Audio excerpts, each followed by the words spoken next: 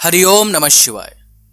श्रीमद् भगवद गीता अध्याय 2 श्लोक संख्या 39 चैप्टर 2 श्लोक नंबर 39। श्रीमद् भगवद गीता के इस श्लोक में भगवान श्री कृष्ण कर्म के विषय में बताना प्रारंभ कर रहे हैं। इससे पहले उन्होंने अर्जुन को आत्मा के विषय में विस्तार पूर्वक बताया। अब वे कर्म के विषय में विस्तार पूर्वक अर्जुन को ज्ञान प्रदान करेंगे। अक्सर लोगों को यह भ्रम होता है कि ज्ञान मार्ग में कर्म नहीं करना पड़ता, लेकिन यह अज्ञानता है। इसी अज्ञानता को भगवान श्री कृष्ण, जो कि योगेश्वर भी हैं, अब अपने ज्ञान योग से दूर करेंगे। यहाँ पर भगवान श्री कृष्ण अर्जुन को बोलते हैं कि अब तू अपनी बुद्धि को निष्काम कर्म योग के विषय में सुन, जिससे युक्त होने पर तू कर्मों के बंधन का अच्छी तरह नाश करेगा। यहाँ पर पहली बार भगवान श्री कृष्ण कर्म के विषय में बात कर रहे हैं। कर्म शब्द का पहली बार प्रयोग कर रहे हैं, परंतु अभी तक उन्होंने ये बताया नहीं है कि कर्म है क्या, क्योंकि वे अर्जुन को इसके विषय में विस्तार पूर्वक और उसकी विशेषताओं के साथ बताना चाहते हैं। तो आइए जानते हैं श्रीमद् भगवद गीता, गीता प्रेस गोरखपुर एवं यथास्वरूप में दिए गए अनुवाद एवं तात्पर्य के विषय में। सर्वप्रथम श्लोक। एषा ते विहिता सांख्ये बुद्धिर्योगे त्विमां शृणुम् बुद्धया युक्तो यया पार्थ कर्म बंधन प्रहास्यसि। श्रीमद् भगवद गीता गीता प्रेस गोरखपुर में अध्याय 2 श्लोक संख्या 39 का अनुवाद कुछ इस प्रकार से बताया गया है। हे पार्थ, यह बुद्धि तेरे लिए ज्ञान योग के विषय में कही गई और अब तू इसको कर्म योग के विषय में सुन। जिस बुद्धि से युक्त हुआ तू कर्मों के बंधन को भली भांति त्याग देगा, अर्थात सर्वथा नष्ट कर डालेगा। श्रीमद् भगवद गीता यथास्वरूप में अध्याय 2 श्लोक संख्या 39 का अनुवाद कुछ इस प्रकार से बताया गया है। यहां मैंने वैश्लेषिक अध्ययन अर्थात सांख्य द्वारा इस ज्ञान का वर्णन किया है। अब निष्काम भाव से कर्म करना बता रहा हूं, उसे सुनो। हे प्रथापुत्र, तुम यदि ऐसे ज्ञान से कर्म करोगे तो तुम कर्मों के बंधन से अपने को मुक्त कर सकते हो। श्रीमद् भगवद गीता यथास्वरूप में अध्याय 2 श्लोक संख्या 39 का तात्पर्य कुछ इस प्रकार से बताया गया है। वैदिक कोश निरुक्ति के अनुसार सांख्य का अर्थ है विस्तार से वस्तुओं का वर्णन करने वाला, तथा सांख्य उस दर्शन के लिए प्रयुक्त मिलता है जो आत्मा की वास्तविक प्रकृति का वर्णन करता है। और योग का अर्थ है इंद्रियों का निग्रह।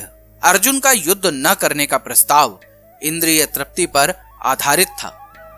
वह अपने प्रधान कर्तव्य को भूलकर युद्ध से दूर रहना चाहता था, क्योंकि उसने यह सोचा कि धृतराष्ट्र के पुत्रों अर्थात अपने बंधु बांधवों को परास्त करके राज्य भोग करने की अपेक्षा अपने संबंधियों तथा स्वजनों को न मारकर वह अधिक सुखी रहेगा। दोनों ही प्रकार से मूल सिद्धांत तो इंद्रिय तृप्ति था। उन्हें जीतने से प्राप्त होने वाला सुख तथा स्वजनों को जीवित देखने का सुख, ये दोनों इंद्रिय तृप्ति के धरातल पर एक ही हैं, क्योंकि इससे बुद्धि तथा कर्तव्य दोनों का अंत हो जाता है। अतः कृष्ण ने अर्जुन को बताना चाहा कि वह अपने पितामह के शरीर का वध करके उनके आत्मा को नहीं मारेगा। उन्होंने यह बताया कि उनके सहित सारे जीव शाश्वत प्राणी हैं। वे भूतकाल में प्राणी थे, वर्तमान में भी प्राणी रूप में हैं और भविष्य में भी प्राणी बने रहेंगे, क्योंकि हम सब शाश्वत आत्मा हैं। हम विभिन्न प्रकार से केवल अपना शारीरिक परिधान अर्थात वस्त्र बदलते रहते हैं और इस भौतिक वस्त्र के बंधन से मुक्ति के बाद भी हमारी पृथक सत्ता बनी रहती है। भगवान कृष्ण द्वारा आत्मा तथा शरीर का अत्यंत विशद वैश्लेषिक अध्ययन प्रस्तुत किया गया है और निरुक्ति कोश की शब्दावली में इस विशद अध्ययन को यहाँ सांख्य कहा गया है। इस सांख्य का इस नास्तिक कपिल के सांख्य दर्शन से बहुत पहले भगवान कृष्ण के अवतार भगवान कपिल ने अपनी माता देवहूति के समक्ष श्रीमद् भागवत में वास्तविक सांख्य दर्शन पर प्रवचन किया था।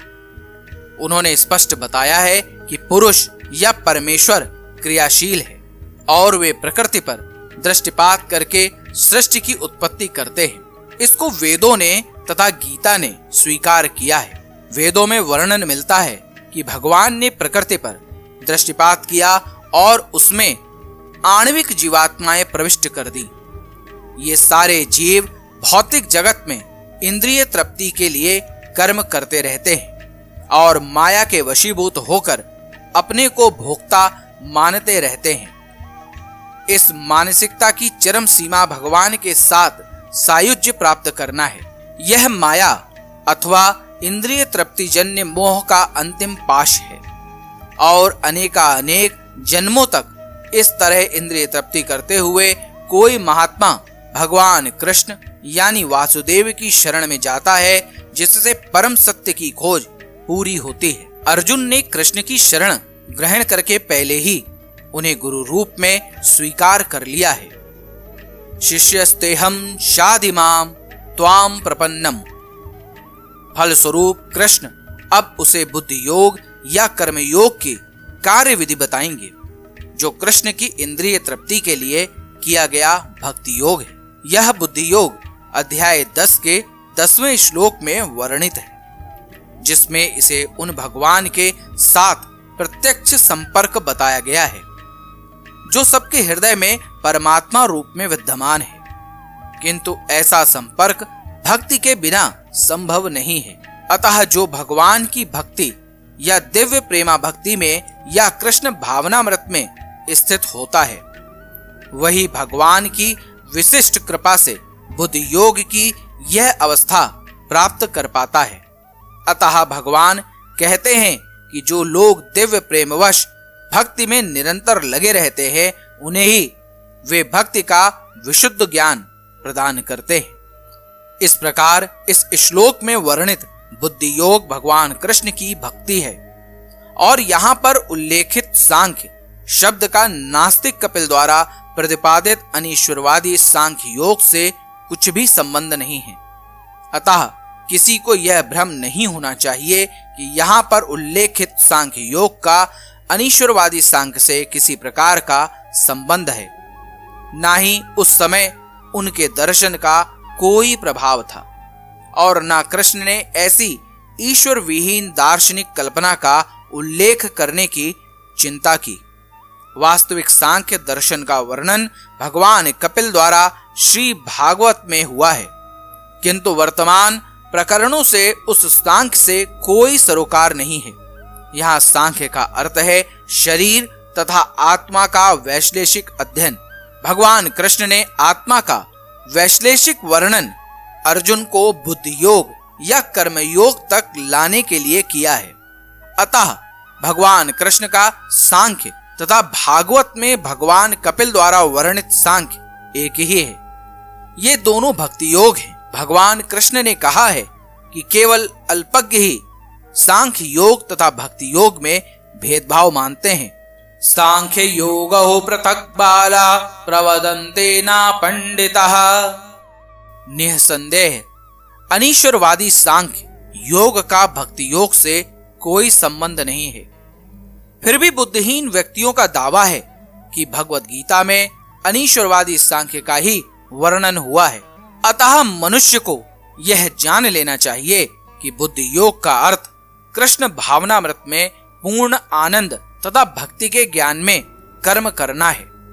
जो व्यक्ति भगवान की तुष्टि के लिए कर्म करता है, चाहे वह कर्म कितना भी कठिन क्यों ना हो, वह बुद्धि योग के सिद्धांत के अनुसार कार्य करता है और दिव्य आनंद का अनुभव करता है। ऐसी दिव्य व्यवस्था के कारण उसे भगवत कृपा से स्वतः संपूर्ण दिव्य ज्ञान प्राप्त हो जाता है और ज्ञान प्राप्त करने के लिए अतिरिक्त श्रम किए बिना ही उसकी पूर्ण मुक्ति हो जाती है। कृष्ण भावना भावित कर्म तथा फल प्राप्ति की इच्छा से किए गए कर्म में विशेषतया पारिवारिक या भौतिक सुख प्राप्त करने की इंद्रिय तृप्ति के लिए किए गए कर्म में प्रचुर अंतर होता है। अतः बुद्धि योग हमारे द्वारा संपन्न कार्य का दिव्य युग है। हरिओम नमः शिवाय। अब आप मेरे साथ बोलिए, हरे कृष्ण कृष्ण कृष्ण हरे हरे, हरे राम राम राम हरे हरे।